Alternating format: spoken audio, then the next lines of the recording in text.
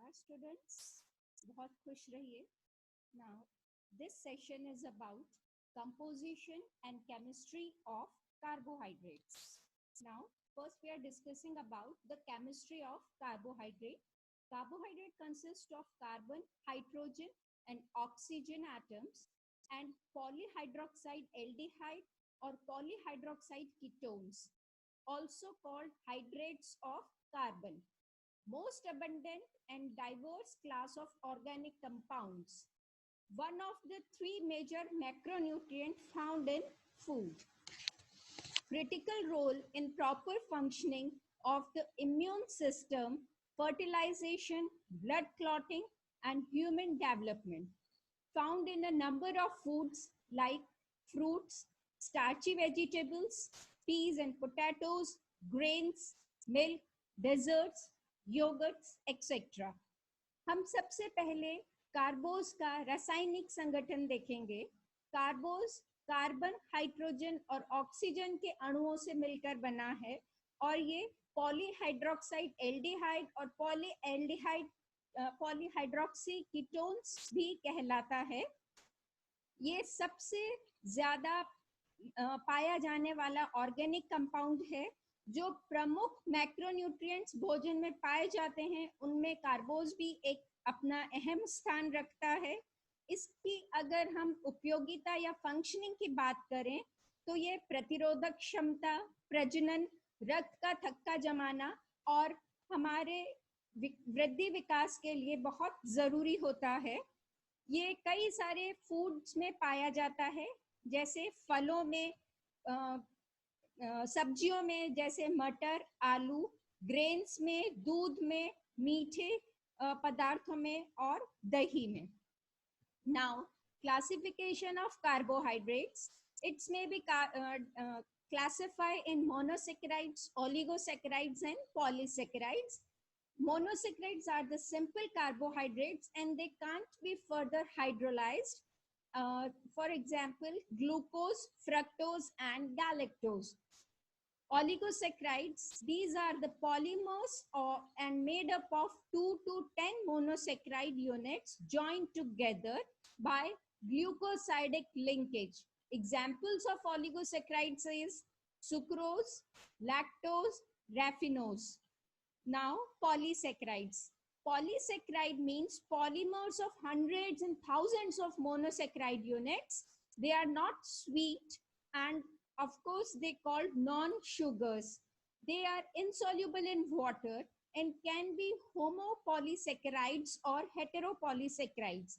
Examples of polysaccharides are glucose, glycogen, starch.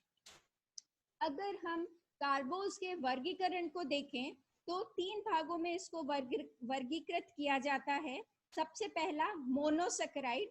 Monosaccharide एक simple या सरल कार्बोज होता है जिसका आगे टूटना नहीं हो पाता है, जिसके एग्जाम्पल हैं ग्लूकोज, फ्रक्टोज एंड गैलेक्टोज.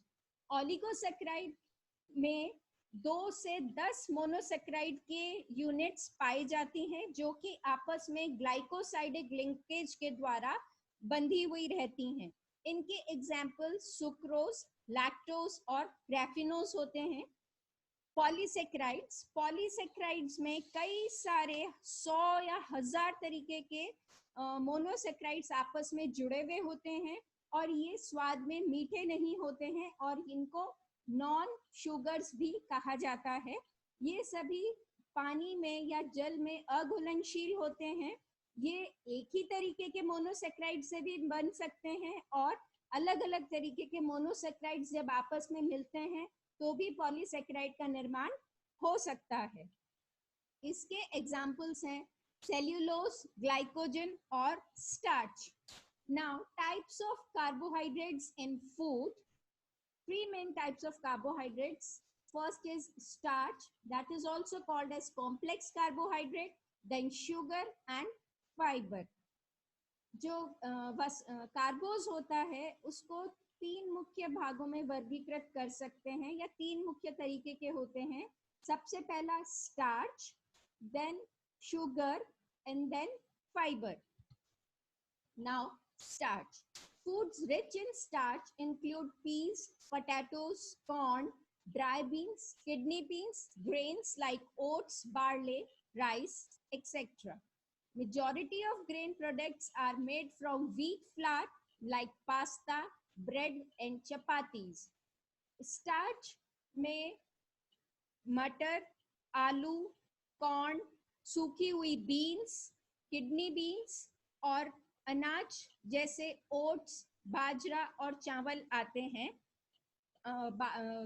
अनाज से बने हुए जो प्रोडक्ट होते हैं जैसे कि वीट से बने हुए जैसे पास्ता, ब्रेड या चपाती स्टार्च के ही बने हुए होते हैं। Now sugar, it is simple fast acting carbohydrate soluble in water, sweet in taste. It must be monosaccharide or disaccharide, can be reduced or non-reducing. There are two types of sugars naturally occurring that are already present in food materials like milk and fruits, like fructose in fruit sugars and lactose in milk. And added sugars, those which are added during processing of food like saccharin and aspartame. जो sugar होती है वो सबसे सरल और सबसे तेज action वाली carbohydrate होती है। ये पानी में घुलनशील होती है, स्वाद में मीठी होती है। ये मोनोसेक्राइड या डाइसेक्राइड दोनों तरीके की होती है। ये रिड्यूसिंग और नॉन रिड्यूसिंग होती है। प्रकृति में दो तरीके की शुगर पाई जाती हैं। सबसे पहला जो प्राकृतिक तरीके से फलों और सब्जियों में मौजूद होती हैं, जैसे फलों में जो कार्बोस या शुगर प्रेजेंट होती है उसको फ्रक्टोज कहते हैं, और दूध में जो कार्बोज होती है उसको लैक्टोज कहा जाता है। और दूसरा एडेड शुगर जो कि हम प्रोसेसिंग से किसी भी खाद्य पदार्थ में डालते हैं जैसे saccharin. Now fibre, common in plant foods, absent in animal products like milk, egg, meat, poultry. It is indigestible part of plant food like vegetable, whole grain, nuts and legumes. Dietary fiber which consume mostly passes the intestine and is non-digested.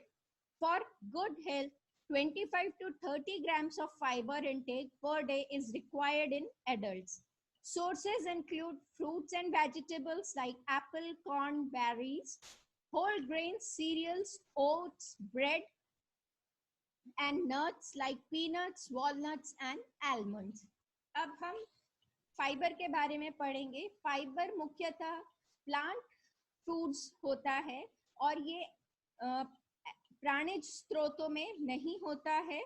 ये एक अपच्य तरीके का कार्बोज है जो कि फलों, सब्जियों, अनाजों और दालों में पाया जाता है।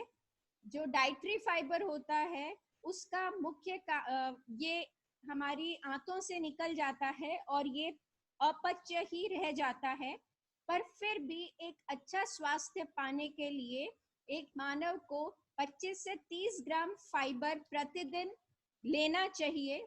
इसके मुख्य स्रोत होते हैं फल और सब्जियां जैसे सेब, कॉर्न और बेरीज, अनाज, दालें, ब्रेड, ओट और नट सीड्स जैसे मूंगफली, अखरोट और बादाम। Thank you. This session powered by digital version 2.0 of JVW University. Hope you are satisfied with my session. If you have any query, please mention in the comment box.